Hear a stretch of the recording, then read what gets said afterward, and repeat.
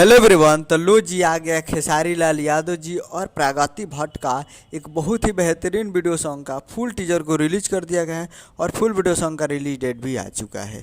और इस गाने को लिखे हैं अभिषेक भोजपुरिया जी और इसमें म्यूजिक दिए हैं मनोज सिन्हा जी और इसे गाए हैं खेसारी लाल यादव जी और नेहा राज जी, जो कि आपको स्क्रीन के ऊपर दिखाई दे रहा है, जो कि फुल टीजर रिलीज हो चुका है और इसका टाइटल है जीजा जी से सीख लो।